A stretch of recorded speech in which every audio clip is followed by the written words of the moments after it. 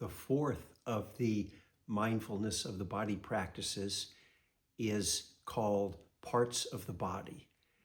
And this is a meditative practice of purposely scanning through various parts of the body, putting your attention there, bringing them to mind, perhaps some visualizations around them. And there's a list that's given. I'll read the list in just a moment.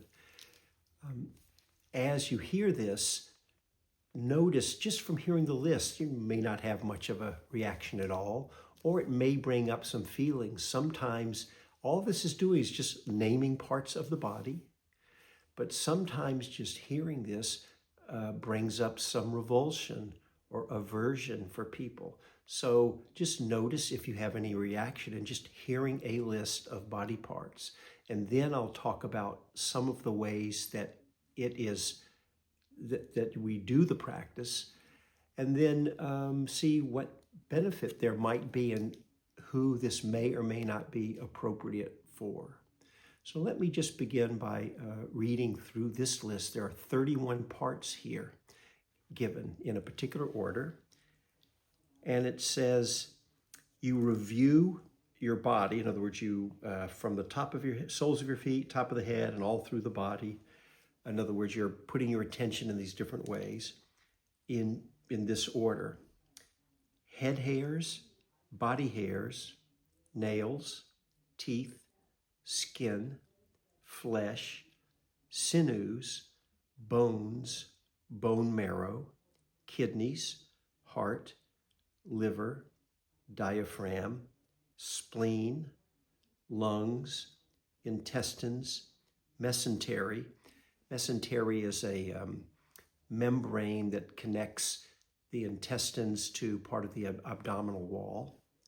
Mesentery, contents of the stomach, feces, bile, phlegm, pus, blood, sweat, fat, tears, grease, spittle, snot, oil of the joints, and urine.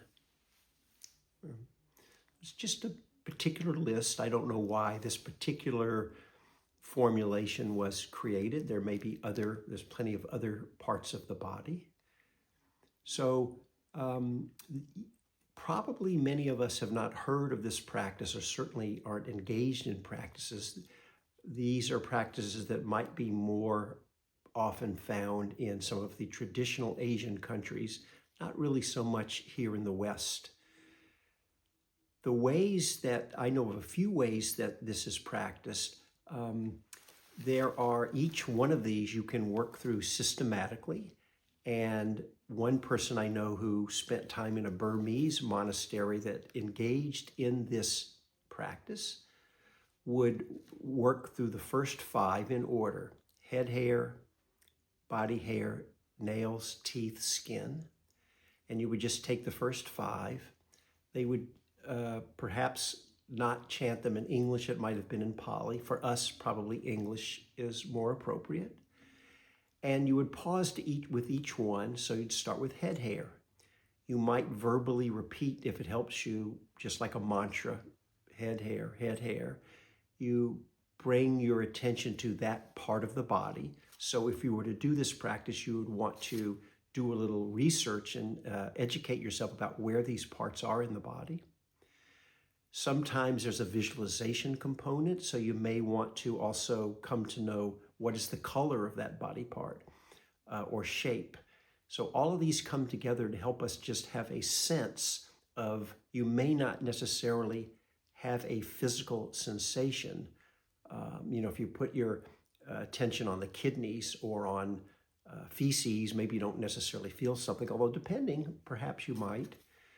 But all of these, the color, the shape, the location, and the name, and then these can just be repeated mentally over and over, and you just hang out with that for some period of time.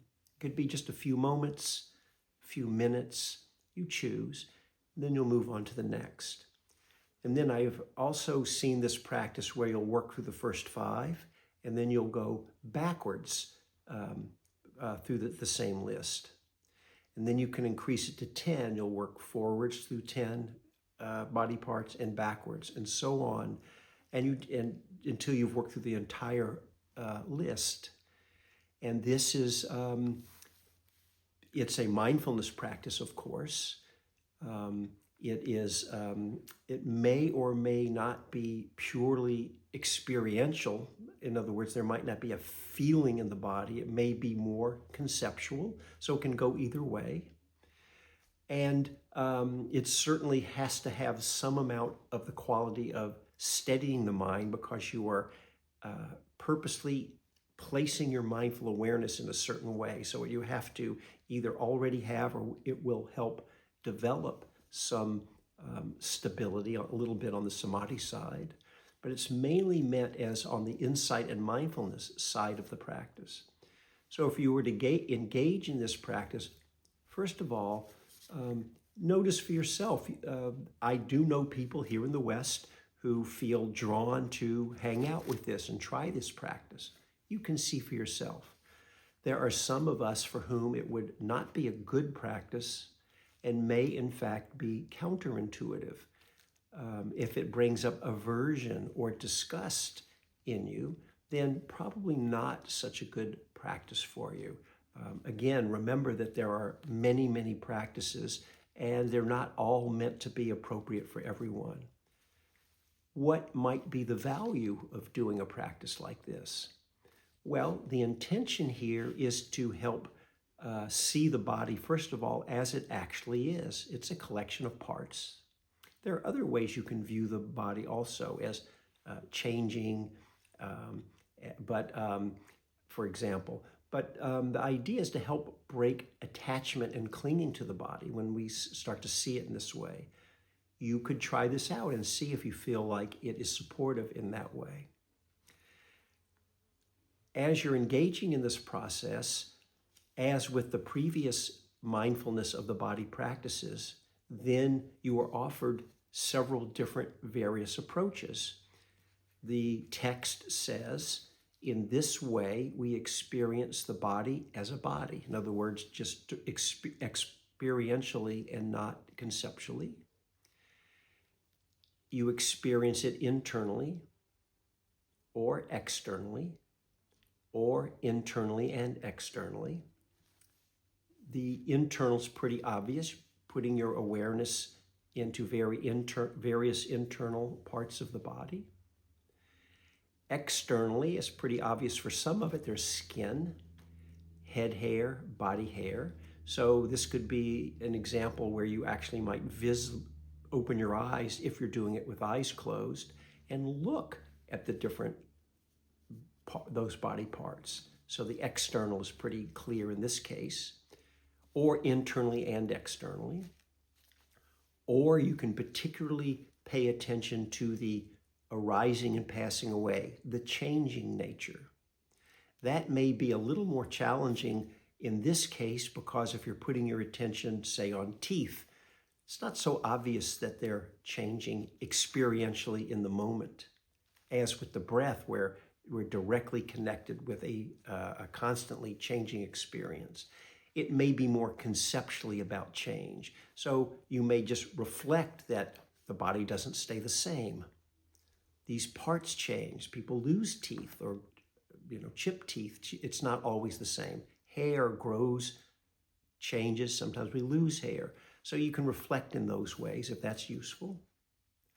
Or just bear mindfulness, bear attention to the extent needed, just to be present with and to connect with. And again, in this way, we abide independent, not clinging to anything in this world.